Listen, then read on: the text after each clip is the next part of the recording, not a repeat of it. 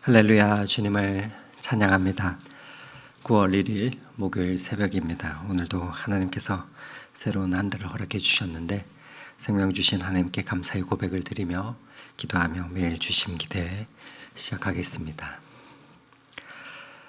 사랑의 하나님 아버지, 오늘도 새날 새로운 한 달을 허락하시며 이 아침 눈을 뜨고 제일 먼저 예배의 자리에 나와 기도하며 말씀 보게 하시니 감사합니다. 순간순간 치열하고 바쁜 세상에 살면서 하나님의 형상을 잃어버리고 마음이 황폐하게 변할 때가 있을지라도 하나님의 창조의 세계를 돌아보며 기쁨의 능력을 회복해 하옵소서. 우리 곁에 허락하신 사람들 속에서 하나님의 형상을 발견하는 그 눈이 열리기를 원합니다. 오늘도 말씀 가운데 우리의 삶을 붙드시는 하나님을 만나 하늘의 열림을 경험하는 주님의 자녀들이 다 되게 하옵소서. 오늘도 그렇게 우리를 건지시며 인도하시는 예수 그리스도 이름으로 기도드립니다. 아멘. 오늘 함께 은혜 나눌 하나님의 말씀은 에스겔서 1장 1절에서 14절의 말씀입니다. 오늘 함께 은혜 나눌 하나님의 말씀은 에스겔 1장 1절에서 14절의 말씀입니다. 하나님의 말씀을 봉독해 드립니다. 30째 해 넷째 달 초닷새에 내가 그발 강가 사로잡힌 자 중에 있을 때 하늘이 열리며 하나님의 모습이 내게 보이니 여호야긴 왕이 사로잡힌 지 5년 그 달 초닷새라. 갈대아 땅 그발 강가에서 여호와의 말씀이 부시의 아들 제사장 나 에스겔에게 특별히 임하고 여호와의 권능이 내 위에 있느니라. 내가 보니 북쪽으로부터 폭풍과 큰 구름이 오는데 그 속에서 불이 번쩍번쩍하여 빛이 사방으로 비치매 그 불 가운데 단쇠 같은 것이 나타나 보이고 그 속에서 네 생물의 형상이 나타나는데 그들의 모양이 이러하니 그들에게 사람의 형상이 있더라. 그들에게 각각 네 얼굴과 네 날개가 있고 그들의 다리는 곧은 다리요 그들의 발바닥은 송아지 발바닥 같고 광낸 구리같이 빛나며 그 사방 날개 밑에는 각각 사람의 손이 있더라. 그 네 생물의 얼굴과 날개가 이러하니 날개는 다 서로 연하였으며 갈 때에는 돌이키지 아니하고 일제히 앞으로 곧게 행하며 그 얼굴들의 모양은 넷의 앞은 사람의 얼굴이요 넷의 오른쪽은 사자의 얼굴이요 넷의 왼쪽은 소의 얼굴이요 넷의 뒤는 독수리의 얼굴이니 그 얼굴은 그러하며 그 날개는 들어 펴서 각각 둘씩 서로 연하였고 또 둘은 몸을 가렸으며 영이 어떤 쪽으로 가면 그 생물들도 그대로 가되 돌이키지 아니하고 일제히 앞으로 곧게 행하며 또 생물들의 모양은 타는 숯불과 횃불 모양 같은데 그 불이 그 생물 사이에서 오르락 내리락하며 그 불은 광채가 있고 그 가운데에서는 번개가 나며 그 생물들은 번개 모양같이 왕래하더라. 아멘. 9월의 첫날입니다. 시원한 가을바람이 부는 이 계절, 주님의 인도하심을 따라서 우리는 위대한 하나님의 예언과 교훈이 담긴 에스겔서를 앞으로 조심스럽게 같이 묵상하며 하나님께서 우리에게 주시는 그 비전을 발견하고 품는 그러한 기도의 시간이 되기를 원합니다. 오늘 본문과 에스겔서를 전체 이해하기 위해서 간략하게 오늘 에스겔서의 배경을 조금 생각해 보며 그 말씀의 의미를 또 발견해 보기를 원합니다.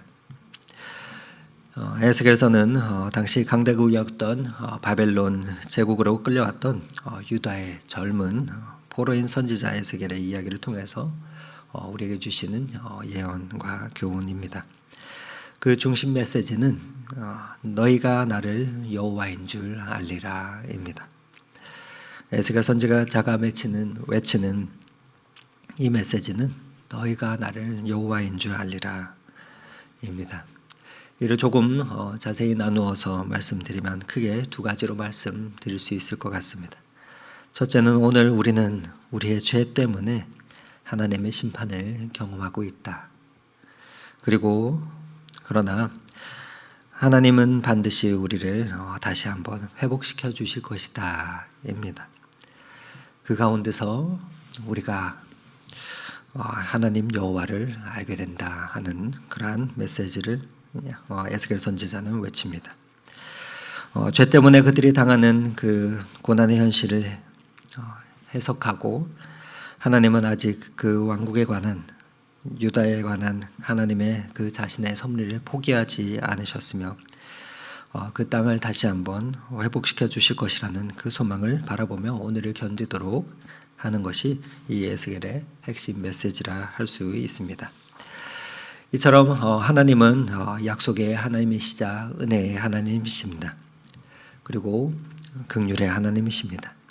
회개하면 은혜를 주시지만 또한 끝까지 대적하면 심판의 약속을 지키시는 분임을 보여줍니다. 이는 에스겔서 전체의 스토리 가운데 반복되어 나타납니다. 바벨론 땅 그말 강가에서 하나님의 예언을 에스겔에게 경험케 하셨는데 그 내용들은 1장에서 24장까지 반복되면서 하나님의 말씀을 거역하면 어떻게 된다 하는 것을 보여주는 것이 그 내용들입니다. 그리고 25장부터 에스겔서 32장까지는 하나님께서 이스라엘만 그렇게 하시는 것이 아니라 택하시지 않은 열방까지도 통치하시며 다스리시고 간섭하신다라는 그러한 말씀을 합니다. 이스라엘 백성들은 오히려 채찍을 맞고 돌아오게 되지만 다른 이방 나라들은 하나님을 대적하면서 끝까지 철저히 멸망하게 하신다 하는 것을 보여줍니다. 그리고 에스겔서 33장에서 39장까지는 이스라엘을 어떻게 회복하시는지를 강조하면서 마지막 40장부터 48장까지는 앞으로 오실 메시아에 대해서 하나님의 그 구원의 완성에 대한 그러한 내용을 기록하고 있습니다.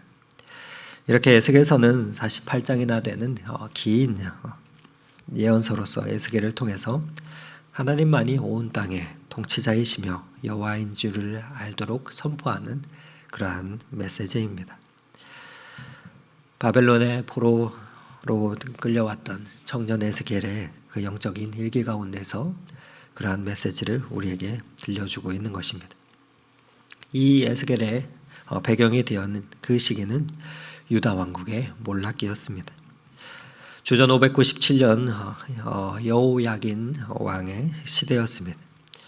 그때 유다 왕국은 바벨론의 침략을 받아서 결정적인 패배를 당하면서 유다의 수많은 젊은이들과 귀족들이 바벨론의 포로가 되어 끌려가는 운명을 경험하게 됩니다.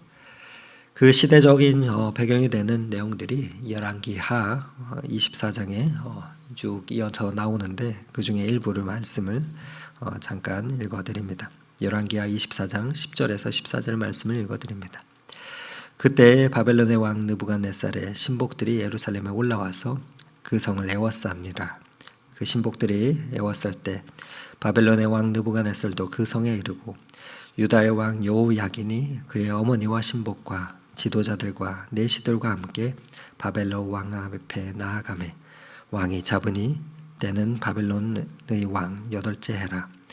그가 여호와의 성전의 모든 보물과 모든 왕궁의 보물을 집어내고 또 이스라엘 왕 솔로몬이 만든 것 곧 여호와의 성전의 금그릇을 다 파괴하였으니 여호와의 말씀같이 되었더라.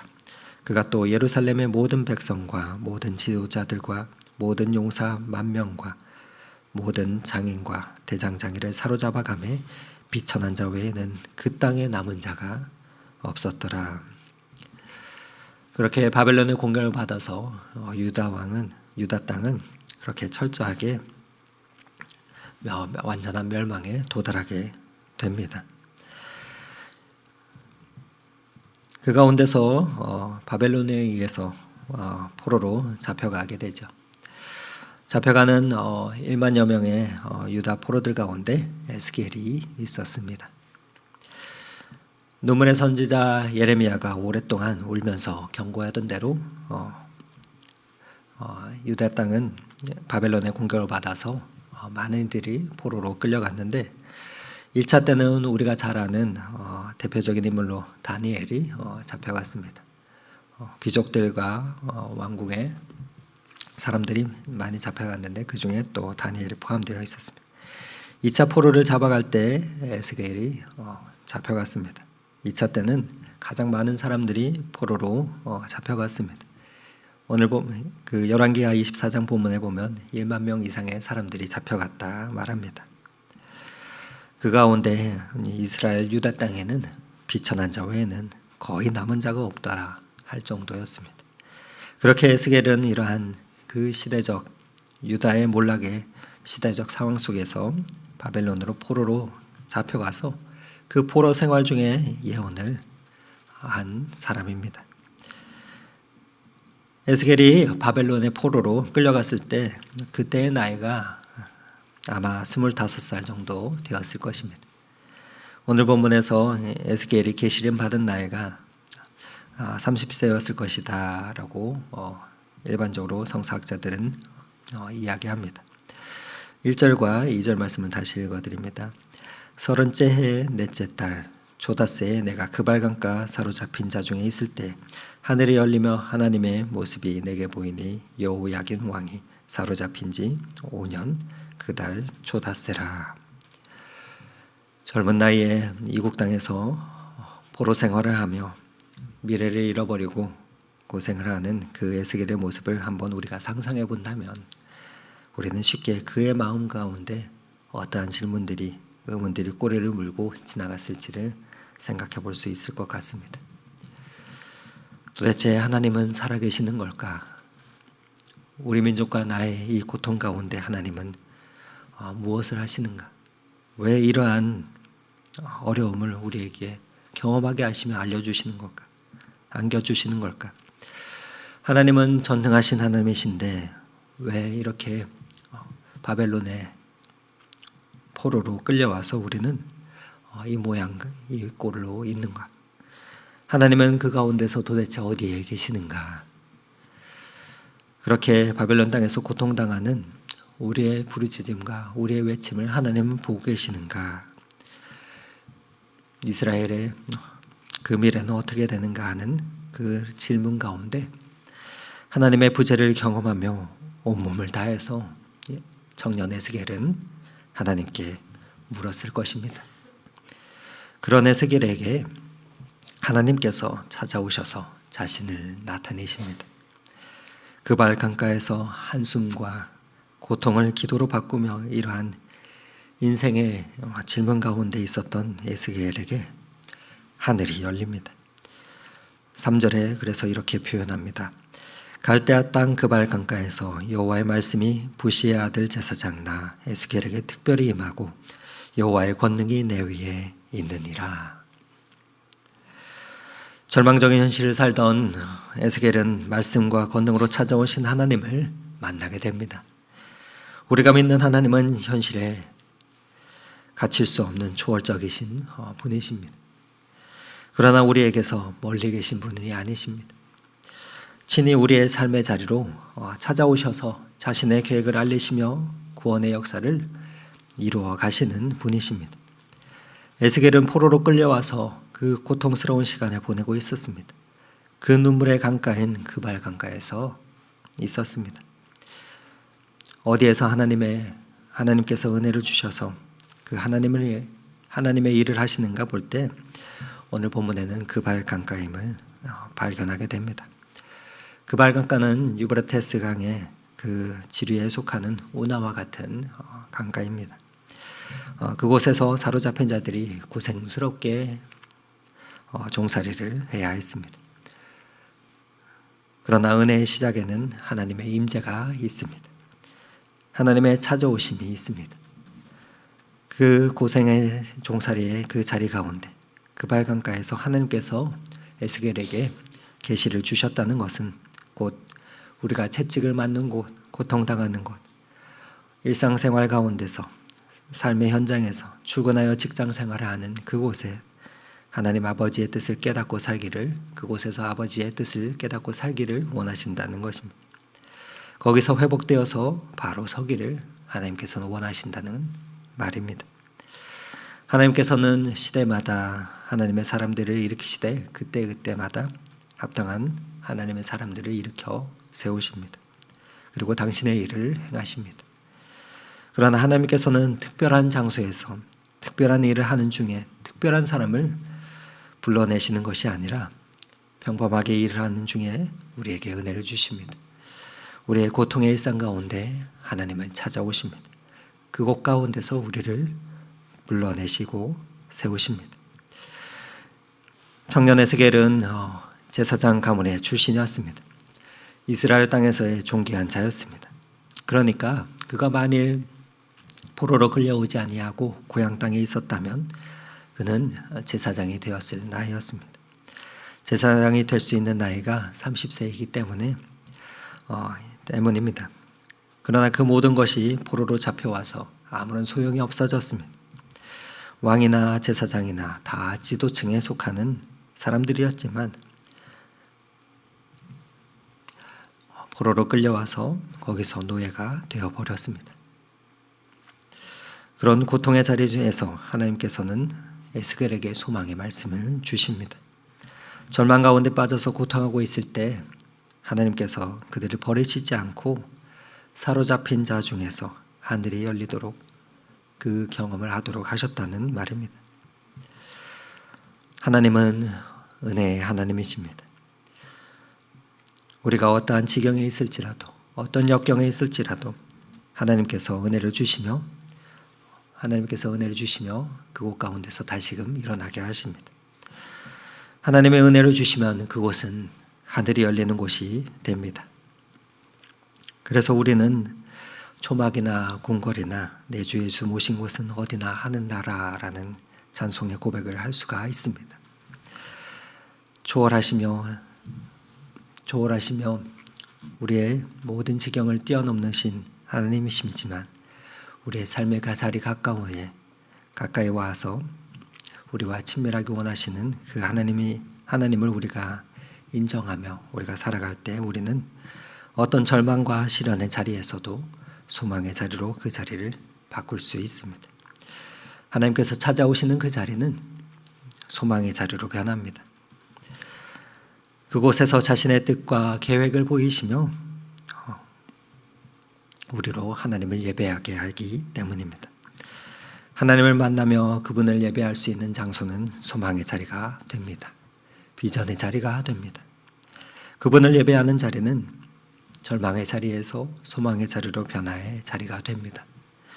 그 자리에서 하나님의 영광과 비전을 보여주십니다.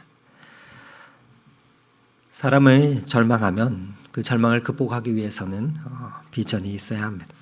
절망을 딛고 일어설 수 있는 한 가지 크고 강한 힘은 하나님의 영광과 비전입니다. 하늘이 열리며 하나님의 말씀이 임하면 우리는 이 시대를 향한, 또한 우리의 가정을 향한, 그리고 우리 각자 개인을 향한 하나님의 음성 가운데 비전을 우리는 발견하게 됩니다. 그 가운데서 하나님의 높으신 뜻을 알게 됩니다. 그러하면 우리의 삶은 바뀌게 됩니다. 달라지게 됩니다. 우리의 외부의 환경이나 그 모습들이, 그 상황들이 아무리 절망스럽다고 해도, 우리에게 절망을 안겨준다고 해도 우리는 하나님의 비전에 사로잡힐 때 절대로 그 절망 가운데서 자포자기하지 않게 됩니다. 나를 향하신 하나님의 비전을 발견할 때 우리의 삶은 어제와 똑같을 수 없기 때문입니다. 에스겔은 오늘 본문 하반절부터 세 개의 비전을 보게 됩니다. 내일 본문에 이어서 그 세 가지의 비전에 대해서 에스겔은 보게 됩니다. 이에 대해서는 내일 자세히 함께 묵상하도록 하겠습니다. 오늘은 우리가 이것 하나 기억하고 기도하며 오늘 이 한날을 의탁하며 하루를 시작하면 좋겠습니다. 에스겔과 같이 절망의 현실 속에서 반복되는 지루하게 이어지는 고통스러운 상황 속에서 또 어떻게 풀어야 할지 그 실타래의 끝과 방법이 보이지 않는 관계의 상황 속에서 그런 한숨만 나오는 우리의 모든 상황들을 하나님 앞에서 우리가 아뢰기 원합니다. 아직은 하나님께서 응답하시지 않는 것 같아 보여도 힘든 일상에 우리의 마음을 빼앗기지 아니하고 말씀을 펼쳐들고 묵상하며 기도로 하나님께 우리의 상황들을 토로하며 나아가기를 원합니다. 그때 모든 상황 가운데서 그 하늘 문을 여시고 친히 우리의 삶의 자리로 찾아오시는 그 하나님을 우리가 경험하게 될 줄 믿습니다. 인생은 하나님의 구원이라는 큰 그림 속에 있어야 가치가 있습니다. 저와 여러분의 삶이 오늘도 그 하나님의 구원의 그 빅픽처 가운데서 있기를 원합니다. 그 가운데서 하나님께서 인도하시며 이끄시는 그 복된 삶을 살아가기를 오늘 이 말씀을 의지하여 축원을 드립니다. 다 함께 기도하겠습니다. 사랑의 하나님, 어두운 세상 속에서 높은 산이나 거친 들과 같은 상황들, 문제들이 우리 앞을 막으며 고통스럽게 할 때가 많이 있습니다. 그 방 강가의 에스겔처럼 눈물을 흘리며 기도할 때도 참 많은 것 같습니다. 하지만 하나님, 오늘도 허락하신 삶의 자리에서 하나님의 긍휼을 구합니다. 평범하고 특별할 것 같은 것이 하나도 없고 여전히 고통스러운 그 자리에서 하나님을 만나는 은혜를 경험하는 하루가 되게 하옵소서. 에스겔이 경험했던 하늘의 열림을 경험케 하옵소서. 그곳에서 나를 향한 하나님의 비전의 음성을 듣고 발견하게 하옵소서. 그리하여 주 예수와 동행함에 그 어디나 하늘나라라는 그 찬송의 고백을 오늘도 부르며 달려가게 하옵소서. 그렇게 말씀과 기도 가운데 하늘의 소망을 품게 하시는 우리 구주 예수 그리스도 이름 의지하여 기도드립니다. 아멘. 다 함께 각자의 기도 제목을 가지고 더 깊은 기도의 자리 가운데로 나아가겠습니다.